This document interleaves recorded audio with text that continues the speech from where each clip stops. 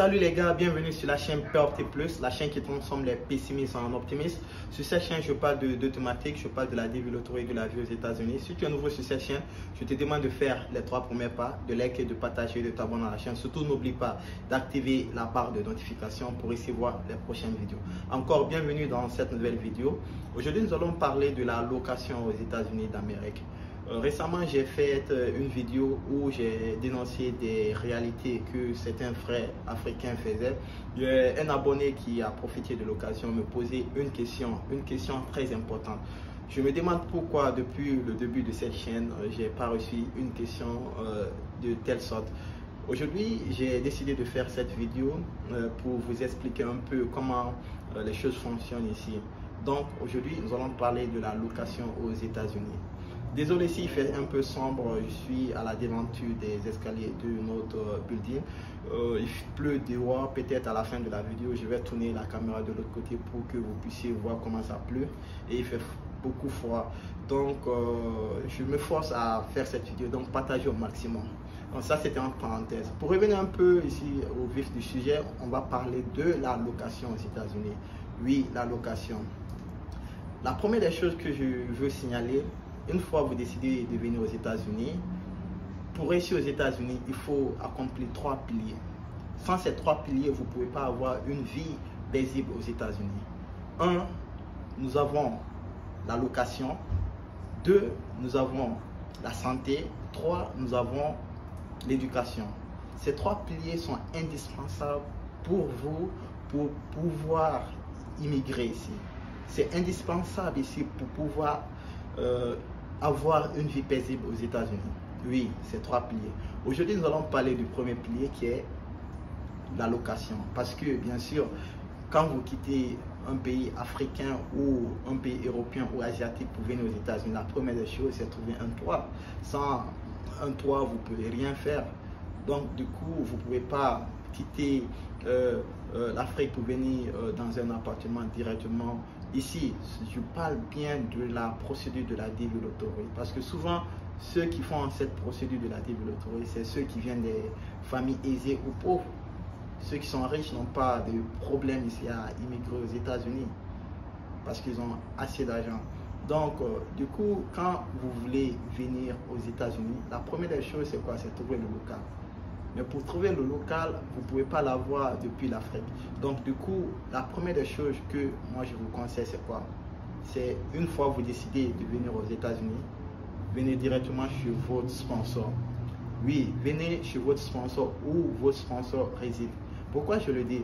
Quand vous décidez d'aller à l'interview, on vous programme bien sûr à l'interview et que vous avez le visa.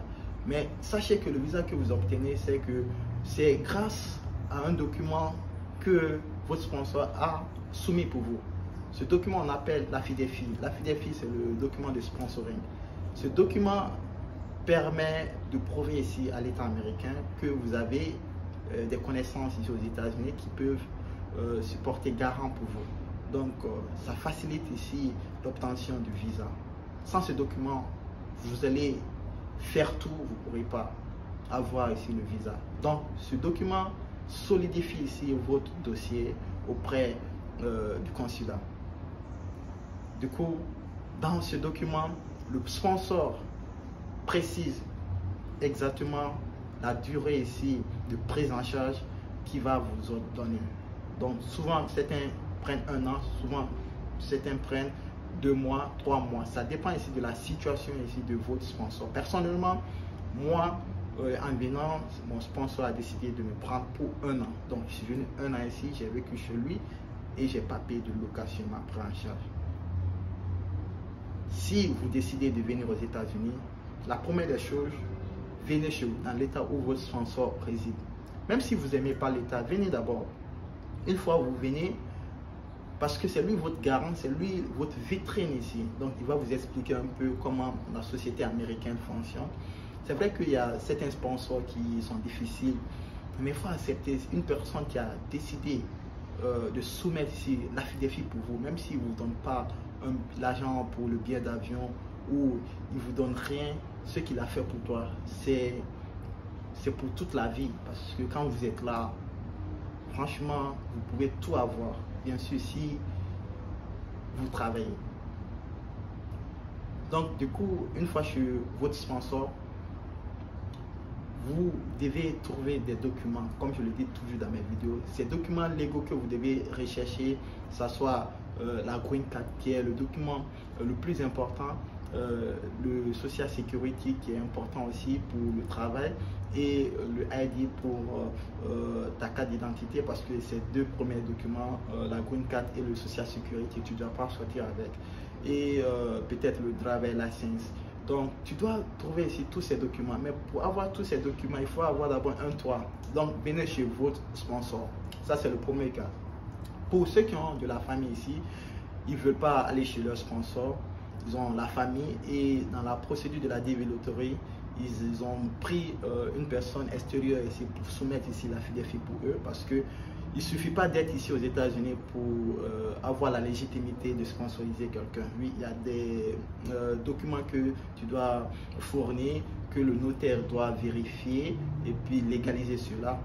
Et maintenant, tu prends ces documents pour envoyer. Donc, dans ces documents, il y a des informations bancaires du sponsor, les taxes, les dernières taxes qu'il a payées, tout son salaire, le niveau de salaire, le nombre d'argent qu'il a dans son compte en banque, le nombre d'enfants, le nom de sa femme, son nom, son prénom. Donc, toutes les informations concernant ici votre sponsor. Donc, du coup, ce document est très important. C'est un document très important. Bien sûr, quand vous appliquez pour le visa, vous obtenez le visa. Souvent, dans la procédure, ceux qui ont déjà eu le visa peut-être peuvent témoigner. Il y a l'adresse ici toujours du sponsor, ou parfois dans les interviews on demande l'adresse du sponsor parce qu'il veut savoir où tu pars. Est-ce que tu connais où tu pars? Donc l'adresse du sponsor est toujours ici dans vos documents. Donc c'est à cette adresse qu'ils vont envoyer vos documents tels que la Green Card, le Social Security, le ID et le Driver License. Donc ça c'est la première des choses que vous devez comprendre. Donc une fois que vous comprenez cela, vous avez un toit bien sûr. Vous vous préparez maintenant ici à venir chez votre sponsor. Donc pour venir chez votre sponsor, ce n'est pas quelque chose de compliqué. Vous trouvez votre billet d'avion, vous connaissez l'état où vous allez, vous signalez à l'aéroport et puis vous prenez le vol directement les États-Unis. Donc votre sponsor va vous accueillir à l'aéroport, vous allez à la maison, vous reposez et vous allez maintenant commencer une nouvelle vie, la vie américaine. Maintenant, peut-être après une semaine, vous allez soumettre ici pour le social Security, pour la Green Card, pour le ID, tous les documents qu'il vous faut pour circuler ici librement aux États-Unis. Une fois ça c'est fait, vous trouvez maintenant un travail. Une fois vous avez trouvé un travail, vous cherchez maintenant à trouver un logement. Ça dépendra maintenant de votre sponsor. S'il a signalé dans la procédure qu'il peut vous prendre en charge durant 2 mois, 3 mois. Du coup, d'ici ce délai, toi, tu dois maintenant faire tout pour trouver un travail, ça c'est un, et commencer à épargner le peu d'argent que tu gagnes. Donc, tu trouves un travail à full time et puis tu économises. Maintenant, qu'est-ce qui se passe dans la recherche ici de logement aux États-Unis? C'est le point le plus important de cette vidéo. Comment trouver ici le logement aux États-Unis? Je vais vous expliquer même en fonction ici de mon propre parcours, de ce que j'ai vécu aux États-Unis. Voilà, pour trouver ici le logement, cherchez d'abord en premier lieu que ce qui est traditionnel ici de recherche de logement en Afrique et ici c'est deux choses différentes. Ici en Afrique, nous avons les locataires qui cherchent des maisons, qui mettent en relation l'octroyeur et le demandeur, et puis la transaction est faite. Mais ici, c'est différent. Ici, tout se passe en ligne. Ok, tout se passe en ligne. Bien sûr que c'est possible d'aller porte à porte, mais c'est très difficile parce que comment recenser des maisons qui sont en location, et nous sommes dans un état très populeux, la Californie. Comment tu peux trouver ici des logements à louer? Donc c'est impossible d'aller physiquement. Donc la première des choses, c'est quoi? C'est de faire des recherches sur internet. Il y a deux types de location. Il y a la location des appartements, des studios et la colocation. Donc, je vais parler ici d'abord du premier point. Peut-être dans une autre vidéo, on va parler des deux autres. Mais aujourd'hui, on va parler de la location en général maintenant. On va parler de la colocation. Donc, ce qui concerne d'abord la location, vous devez d'abord aller en ligne. Il y a des sites spécialisés d'octroi de maisons en location, que ce soit des studios. Les studios, on appelle ça des rentrées couchées. Donc, vous rentrez, il y a le lit et il y a des petits. Souvent, il y a la cuisine dans les studios.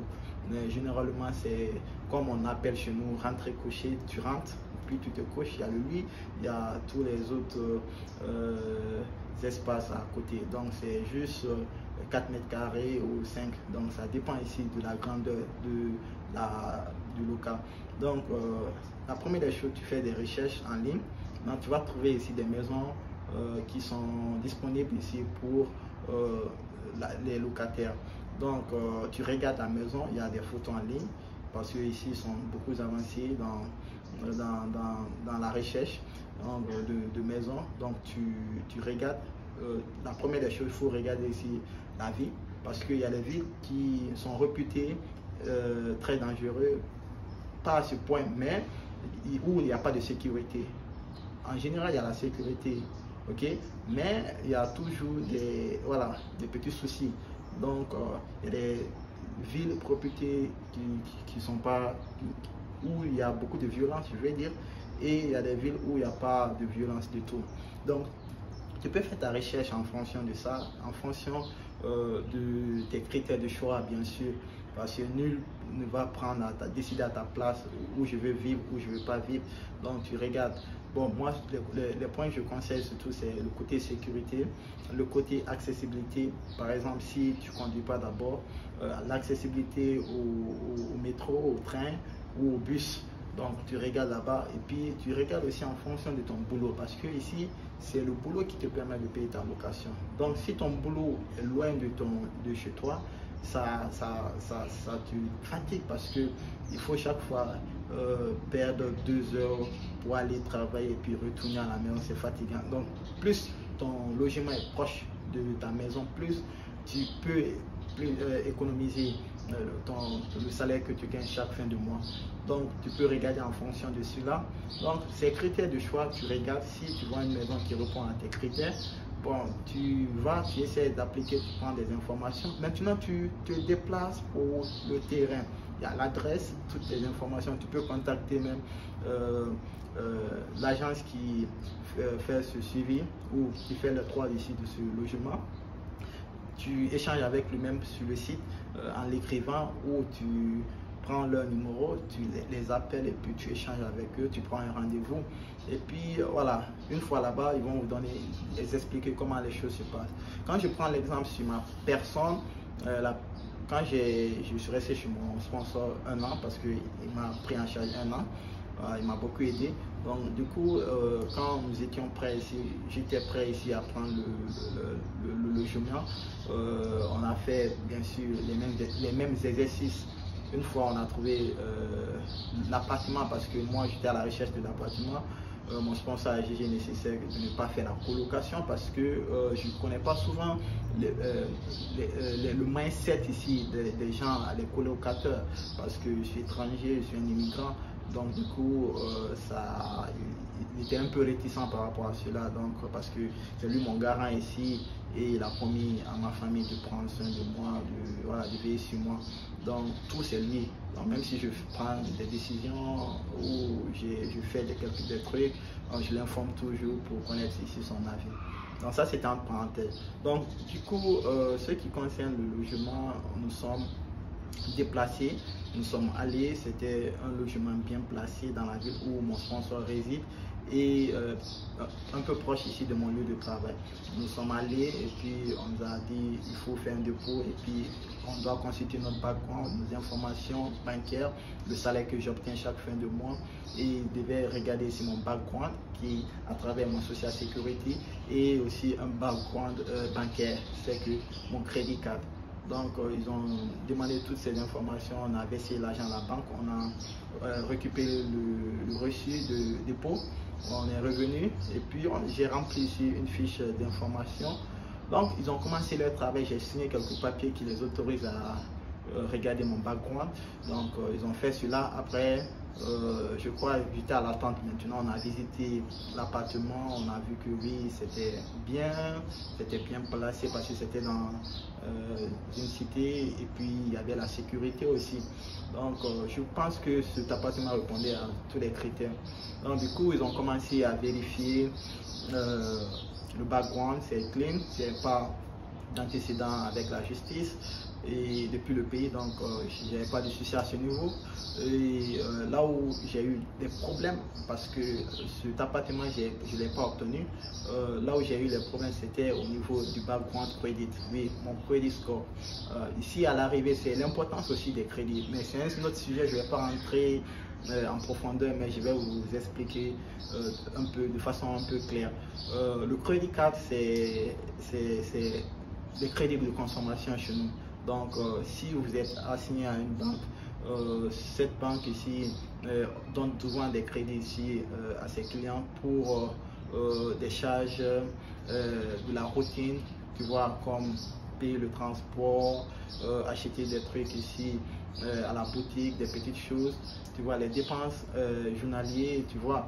Donc ta banque t'octroie ici ses crédits. Ces crédits dépendent ici de ton niveau de crédibilité auprès de la banque. Si tu es un client qui a beaucoup d'argent dans son compte, qui respecte toutes les règles, c'est en fonction de cela qu'on te donne des crédits. Donc quand on t'octroie ici les crédits, tu utilises ces crédits là pour acquérir des biens matériels sans prendre l'argent ici de ta propre poche. Parce que quand tu prends le compte, nous avons le compte Save, le check compte, le compte Save et le credit card. Le compte Save c'est ton compte d'épargne, le check compte c'est le compte où quand ton salaire on te paye, l'entreprise où tu travailles, l'entreprise te paye, là où le virement direct, le dépôt direct dans ton compte, ça c'est le check compte. Donc le credit card c'est les crédits que la banque t'octroie ici pour tes charges journalières. Donc c'est un peu ça, c'est comme ça se passe. Donc du coup moi quand j'étais venu j'avais un save compte, j'avais un check account, mais j'avais pas un crédit card parce que j'avais crédit card, oui, j'avais pas cela parce que j'avais pas appliqué en ce moment. Et naturellement je suis quelqu'un qui n'aime pas les crédits, mais pour la société américaine le crédit c'est important les gars, c'est important parce que tout est cher ici. Si vous vous voulez acheter un iPhone à 1100 $, iPhone peut-être 13 qui vient de sortir, vous voulez l'acheter à 1100 $, vous n'avez pas l'argent cash, même si vous avez l'argent cash, mais vous avez la location à payer, pour ne pas enlever tout le cash flow ici de votre poche. Donc du coup, vous achetez ça à crédit, vous payez un certain montant, peut-être 100 $ pour qui est le montant de base. Maintenant, chaque mois, vous faites ici le paiement. Ou vous utilisez votre crédit card, vous payez. À chaque mois, vous payez, vous remboursez ici la dette parce qu'il y a le niveau minimum de crédit que vous devez retenir. Donc, en fonction que vous faites ces opérations, la banque ici voit que vous êtes un bon payeur, donc du coup ils améliorent ici vos crédits, vous donnent des scores là qui vont, ceux qui sont bien sûr les agences qui octroient ici les appartements, c'est ces scores qui regardent, oui, si vous êtes un bon payeur, donc ça veut dire que vous êtes capable ici de payer vos locations, votre location, même si vous avez beaucoup d'argent. Moi j'avais assez d'argent dans mon compte épargne, mais malgré cela j'ai pas obtenu ici cet appartement de une chambre, salon, douche et cuisine, tout était bien fait les gars, mais j'ai pas eu, j'étais malheureux, mais tu vois, et puis on a continué à chercher. Et ici c'est la même chose, c'est une résidence, il y a beaucoup d'appartements. Ici il y a 3 niveaux, premier étage, deuxième, troisième, nous sommes au 3e. Donc ici aussi c'est pareil, nous sommes dans 3 chambres, salon, douche, cuisine, donc un peu de cela. C'est pour vous dire que c'est pas facile du tout. Donc j'ai perdu ici cet appartement, mais pour ceux qui viennent ici aux États-Unis, ceux qui n'ont pas de connaissances ici, une fois que vous êtes chez votre sponsor, vous cherchez à à chercher à trouver un local, trouver des alternatives parfois qui peuvent être faciles pour vous. Par exemple, la colocation. Moi, mon sponsor avait refusé, mais c'est parce que je avais la capacité financière de prendre un appartement à mon compte. Parce que j'ai fait un an chez lui, j'ai pas payé d'eau, électricité, l'eau ni le logement. Ils ont refusé que je paie. Donc du coup, je suis resté là-bas un an. Tout l'argent que je gagnais, je gardais. Mon lieu de travail n'était pas loin de chez moi. Donc ça m'a permis d'être en capacité financière de prendre un logement. Mais si vous venez, votre sponsor dit par exemple 2 mois, vous ne pouvez pas épargner beaucoup d'argent pour 2 mois et aller prendre ici un appartement. Ça va, au fait, vous allez vous suicider avant même de commencer votre vie dans la société américaine. Pourquoi je dis vous allez vous suicider? La location ici, la moyenne, vous savez c'est combien? C'est 1200 $ pour un appartement. Quand vous prenez des studios, c'est 800 $, 700 $. Je veux dire la colocation, pas des studios. La colocation, c'est 800 $, 700 $, ça varie. Maintenant, si vous voulez des studios rentrés couchés, 1000 $, 1100 $. Maintenant, les appartements 1200 $, ça c'est une chambre. Parce que l'appartement que je cherchais, ça c'était une chambre, salon, douche, cuisine, tout était à l'intérieur. Ça c'était 1200 $. Et puis ça aussi c'est par chance. Donc du coup, quand tu prends dans les grandes villes, par exemple San Francisco, là-bas on n'en parle pas, c'est 1500 $ minimum. Donc ça dépend ici de la ville où vous voulez vivre. Ok, donc ça c'est le cas ici de l'État de Californie et puis avec les chiffres à l'appui. Si votre salaire est 1000 $ ou 1500 $ par mois avec un travail de part-time, si vous êtes payé et que vous devez payer la location à 1000 $, un studio à 1000 $, qu'est-ce qui vous reste? 500 $, 500 $, qu'est-ce que vous allez faire avec ça? Si vous devez vous déplacer, si vous devez manger, si vous devez payer l'électricité. Donc c'est difficile. C'est difficile, c'est pour ça qu'on dit souvent l'étranger c'est difficile. Les 3 piliers dont je vous ai parlé, le logement, la santé, l'éducation. Si vous arrivez à garantir ces 3 choses, non, vous avez une vie paisible aux États-Unis. Vous n'avez même pas besoin de vous faire trop de soucis. Vous arrivez à gérer ces 3. Vous avez une vie paisible. Parce que le manger, c'est moins cher ici. Mais la santé, elle coûte excessivement cher. Les assurances, vous allez payer des assurances. Donc c'est pour vous dire combien de fois vivre aux États-Unis, c'est pas facile. Donc si vous venez aux États-Unis, pensez intelligemment, posez-vous, observez, apprenez et épargnez beaucoup parce que ça va vous aider. Surtout la colocation, c'est vrai qu'il y a des contraintes parce que souvent, comme je l'ai dit, vous ne connaissez pas le mindset ici des colocataires. Mais souvent, vous pouvez tomber sur des bons, voilà. Et puis, voilà, c'est la vie, quoi. Vous arrivez à gérer les problèmes, la façon dont ça se présente à vous. Mais la colocation, c'est cool. Maintenant, pour la location, je vais préciser que chaque État, les réalités sont différentes. Quand nous prenons Texas, c'est un État aussi peupleux et je ne vais pas dire que la location là-bas est pareil que ici. Non, là-bas peut-être c'est moins cher. C'est moins cher parce que la Californie c'est l'État le plus peuplé aux États-Unis. Et sur le plan économique, c'est le best. Donc les choses sont très chères ici. La Californie est très chère. Ici, il y a 2 saisons, il y a 4 saisons, mais moi je dis qu'il y a 2 parce que les autres on ne sent pas trop. Comme c'est la saison des pluvieuse, on ne sait même pas que si ça pleut parfois. C'est juste un peu de fraîcheur. Et à Virginia, il y a aussi des logements pas chers. Des appartements là-bas varient entre 700 $ à infini, parce que je ne vais pas dire un chiffre, un plafond, parce que c'est le minimum jusqu'à infini, parce que la façon dont vous avez besoin de vivre, comme ça, parce qu'il y a des maisons à des millions, oui, il y a des maisons ici à des millions. Donc du coup, quand vous venez aux États-Unis, cherchez ce que vous voulez et positionnez-vous en fonction de ça. Donc les autres cas, je vais parler ici des autres sujets un peu plus tard, mais partagez cette vidéo parce que cette vidéo commence à être longue Et j'espère que j'ai un peu répondu à votre question. Donc partagez au maximum la vidéo, continuez à vous abonner. On va faire grandir ici la chaîne. Il y a beaucoup de sujets qui viennent. J'aime pas commencer d'abord. Il y a beaucoup de sujets qui viennent. On va les débattre, mais c'est petit à petit. C'est pas facile, mais on peut arriver ensemble. Merci Taker, prenez soin de vous. Et la DV Lottery, les inscriptions sont finies aujourd'hui. Donc ceux qui n'ont pas eu la chance de s'inscrire, attendez l'année prochaine. Voilà. Et ceux qui se sont inscrits, je vous souhaite bonne chance pour cette DV Lottery 2023. J'espère que beaucoup seront sélectionnés. Merci Taker. Bye.